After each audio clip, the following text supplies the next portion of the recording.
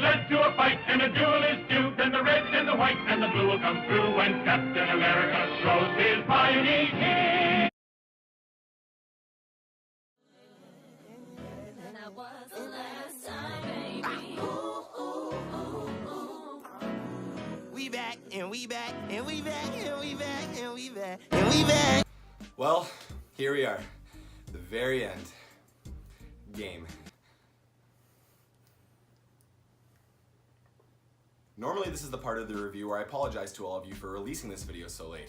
But for once in my horribly prioritized life, I intended to release this video late. Since about 90% of Earth will be seeing Endgame in theaters and already know what it's about, I don't intend on taking as much time describing the plot of the movie as I may have in other reviews. Instead, I got together with my old buddy Alex that I knew back when I lived in Alberta, and we took time just discussing some of our favorite quotes, moments, you know, things we liked, didn't like, and essentially just nerded out together. But we also wanted to give everybody else as much time as possible to see the movie so that we can tread into spoiler territory. Hence the later release. But don't worry, my life's still a fucking mess. I'll do a brief, mainly spoiler-free explanation of the movie, and then when me and Alex start treading into more spoiler-heavy territory, we've come up with a very inventive, elaborate, and effective way to warn you all of said spoilers. So, don't you worry about that. Avengers Endgame starts up almost immediately after the events of its predecessor, Infinity War, which, surprise, surprise, I'm about to spoil. So, if you haven't seen Infinity War, Christ almighty, here's your only warning. After Thanos succeeds in his plan of eliminating half of the universe's population, including some of our favorite heroes, the remaining Avengers are left deciding what to do next. And after a failed attempt at retrieving the Infinity Stones and undoing what Thanos has done, it seems like all hope is truly lost. Fast forward quite some time into the future, and the Avengers miraculously find one last chance to reverse the outcome of Infinity War and defeat Thanos once and for all. Endgame is the concluding installment to the first wave of Marvel's cinematic universe, 22 movies long and starting all the way back in 2008 with Jon Favreau's Iron Man. At this point, I think it's safe to say that no other studio has been able to pull off what Marvel has pulled off. This is considered by many to be the biggest and most anticipated movie of all time, and I truly believe its anticipation is 100% warranted. Nearly every other MCU movie leading up to Endgame has been consistent in quality, with a few tiny road bumps along the way. And to finally see all of this come together for one massive epic conclusion, I think personally, as a huge lover of both movies and comic books, is just really something special. As some of you may know, I usually try my best to avoid expectations going into any movie, but like I just said, it's kind of impossible with a movie like this. There's just been so much build-up for so long, but really, ultimately, in the end, I just wanted a decent conclusion and send off of all these characters that we've come to know and love. And folks, I'm very, very pleased to say that Endgame was incredible. The Russo brothers have proven us time and time again that they are some of the strongest and most competent directors in the Marvel Cinematic Universe, and Endgame might be their best work. Everything on a technical aspect of this film was outstanding. The CGI, the fighting sequences and choreography, the cinematography, the music, everything that made Infinity War so incredible is represented just as strongly, if not stronger, in Endgame. On an acting level, these are some of the strongest performances we've seen in these characters, especially Scarlett Johansson and Robert Downey Jr. Although ScarJo has proven herself to be an incredibly gifted actress in the past, I don't think she's ever fully showed off her acting capabilities in MCU up until now. In Endgame though, I think we finally get to see just how emotionally powerful she can be with her performance. Now with RDJ, I can't necessarily say the same thing because this guy brings his A game, is 100% every time he dons the Iron Man suit, but this is by far the most emotionally demanding movie for Tony Stark's character. And let me tell you, good old Bobby J does not disappoint. One more quick note. As much as people love to credit the Russos and Kevin Feige for everything that they provided to the MCU, which they have, I really believe that the decisions that Christopher Marcus and Stephen McFeely have made comedically in all of these movies have been amazing and haven't received nearly as much praise as they should. The comedic feel and timing of all of these movies have been so spot on, and in a film like Endgame with such depressing themes and plot lines, to have the comedy blend in so fluidly and feel natural and fun is something that I think gets really underappreciated. Alright, now that we have all the formalities and technical bullshit out of the way, let's get to the fun part.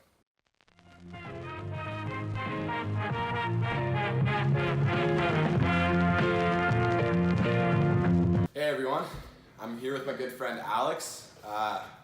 We used to play rugby together and now we're doing a movie review together. So we're here to talk about Avengers Endgame. We're just kind of going off the cuff, just kind of riffing, talking about some of our favorite scenes, maybe some gripes that we have, I don't know, quotes, just, you know, nerd out. Do you want to like introduce yourself at all, or talk at all beforehand, or say anything? Yeah. First off, I want to say, like, I've watched all your reviews so far, and they're super cool. Like, I want to be a big part of it, right? Or not a big part of it, but I want to be part of it. Yeah. So I'm happy to be here. Well, I'm happy that you're here too, man. And collaborations are something that I'm a big fan of, and it's definitely something that I would love to do in the future. So I appreciate you being here. Good stuff. So, what was your favorite part of the movie? Would you say? Well, I mean, clearly there's a lot to take in from this movie. I think my favorite part of the movie would probably have to be, well, one of them at least, when Captain America finally wields Mjolnir. Oh, right. When that's right. When Captain America finally wields Mjolnir, and he is proven worthy finally, and you know, and Thor is like, it's just like such a big moment that kind of leads up to it. And I think that another big scene is when like everyone comes back, and there's so many fucking spoilers in this movie. We can't do this the whole time. If you haven't seen this movie yet, it's been over 2 weeks. Figure it the fuck out. Grow up. Get your life together. Go see the movie, okay? So yeah, I think some of my other favorite moments have to be, you know, when everyone finally comes back, you know, when on your left and Doctor Strange summons everybody through all of those portals right after Avengers Assemble. Just there's so many moments in this movie that I think have led up in just like the original, you know, Iron Man or Captain America or Avengers, and there's just like these little things, these little tidbits that are, you know, are at first, you know, just like a little funny or just like quirky, and all these movies later, they have like some kind of like resolution or big payoff, and I thought that was great. Yeah, I mean, we're talking about 11 years and 22 movies worth, right? I still remember when I saw Iron Man the first time in theaters, and it blew me away. I mean, The Dark Knight had just come out, and that was about to come out, and that saga was a huge comic book movie. But this changed everything, and the way that they were able to include all of those things when they go back in time with the time heist. Oh yeah. And the little keynotes that they have, like Hulk freaking out, and then, you know, Professor Hulk being like, "Was I actually like that, or this is a little bit gratuitous?" Oh, that's so good. Just him making fun of his former self. Right.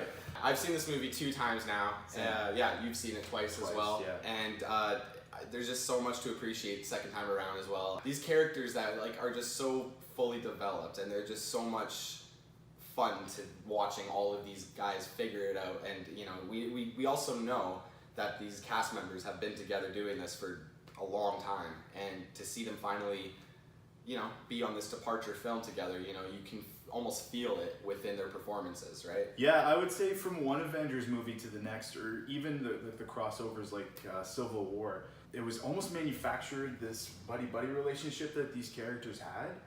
And I thought they did a really good job this time around of cultivating that and showing it that these guys have been together, these characters have been together for so long. Exactly. And they've learned all these intricacies about each other. And you feel that on screen. Like, I agree with you totally. Yeah, 100%. So Alex, what were some of your favorite quotes of the movie? I think I love the riff that they had on Fat Thor and how he looked like the Big Lebowski when he was like, this is my favorite sweater. I wear this quite often. I thought that was great. At the very end, when they're on the ship and him and Peter Quill are having their little pissing contest. And the Asgardians of the Galaxy. And like, just, I'm so excited for what comes of that, because I think to have Thor and the Guardians team up is such a brilliant idea, and I can't wait to see what comes of it. Well, and if we kind of roll back a little bit in the timeline, Guardians of the Galaxy Volume 2, at the end, the Sovereigns, they kind of tease Adam Warlock. And I thought we were going to get to see him in Infinity War. Yeah. Because he was one of the wielders of the Infinity Gauntlets in the original. Yeah, he's a big part of it, yeah. But they didn't, so I think that's something big that they're going to have to explore. But when he was talking about, and it's like, this is my ship, he's like, of course. What about yours? I think one of my favorite quotes had to be, honestly, as small as it was, I love when Cap is fighting his former self. And I mean, like, that is America's Ass is obviously great. Yeah. And it's definitely, I've already seen 1,000,001 people quoted in a different way. Right. But I think that one of my favorite quotes has got to be when he is fighting himself, and Cap, the 2012 Cap, gets up and goes, "I could do this all day," and our Cap that we come to know just goes, "Yeah," it's just like exasperation. Yeah, I know. He just knows.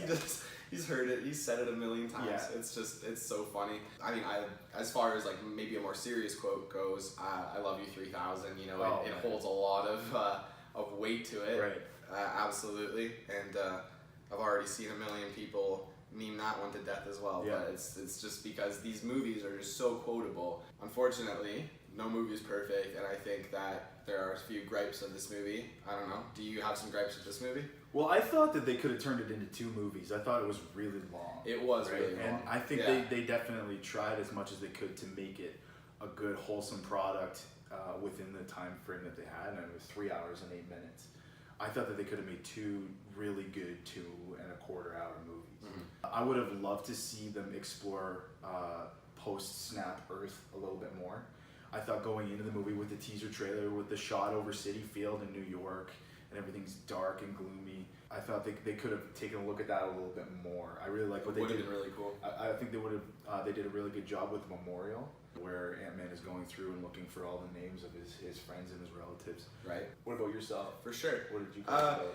I mean, I agree. I think this movie was a little too long, and as much as I don't think that there was any scene in particular that was unneeded or unnecessary, it was a lot more of a boring, slower paced movie than its predecessor, Infinity War. You know, just through Infinity War, you just feel this excitement because you're watching these characters meet each other, you're watching them get together, you're watching Thanos almost succeed his plan, and then you're ultimately watching Thanos succeed his plan in this giant, massive battle at the end. Like, there almost isn't a single moment in Infinity War that isn't excitement. Exactly. And this movie, as much as it is necessary, is a lot of pacing and a lot of, just mourning and figuring out just what the fuck they're gonna do in like a situation, which is completely realistic. I think that one of the biggest gripes though that I have in this movie is gotta be Hawkeye and kind of his whole arc in the movie.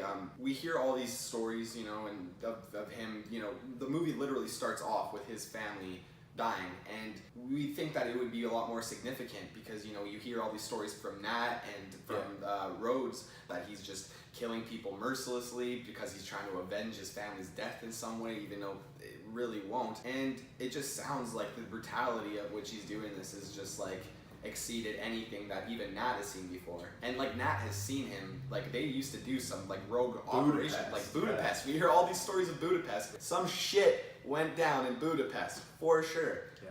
And Nat is still freaked out and scarred by the fact that she's hearing all of these horror stories through Barton. It would have been nice to at least see some kind of development where he goes from being this untrusting, doubting kind of person. Maybe when Nat dies or when they have to do the sacrifice on Vormir, that's kind of when he comes back to who he was, because now he's got something more to fight for. Maybe he didn't believe that he could even save his family. Right. Maybe he could have been like the doubting Avenger, and it would be like that Nat sacrifice that really brings him back into high gear. But really, as soon as Nat finds him in Japan, he's almost right back to the Hawkeye that he was before, and I don't know. I just thought that they could have done a lot more with that. Obviously, the events of this movie are going to carry forward into the movies that come later on. One of the next ones to come out is Spider-Man Far From Home, which I'm soon. Really, really excited for.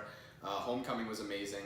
Tom Holland as Spider-Man is, I don't think it's a big shocker to anyone that I say he's probably the best rendition of Peter Parker and Spider-Man that we've had on screen. Something that I never considered is that half of these people in Peter's school probably got snapped and half of them didn't. Some of his classmates are probably going to be like 5 years older than him now.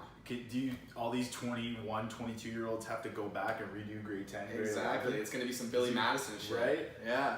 I'm definitely looking forward to it. And if Marvel keeps knocking out of the park like they did with Endgame, I don't think that we have anything to be scared of. Thanks, Alex, for doing this with me. I had a good time talking with you about the movie. Me too. Thanks. We gotta definitely get together and do this sometime again soon. This is definitely fun. Let's do it again. Thanks for watching, everyone. If you like this video and want to see more, I'll leave a link to my channel in a couple of seconds here. And if you want to see more collaborative videos, feel free to let me know. And as always, feel free to leave me suggestions for the future. Yeah, I forgot to record this part because I am fucking dumb. But yeah, I'm gonna give Endgame a 10 out of 10. Originally gave it a 9 out of 10, rewatched it, and now it's 10 out of 10. So yeah, woo! All right, check you later.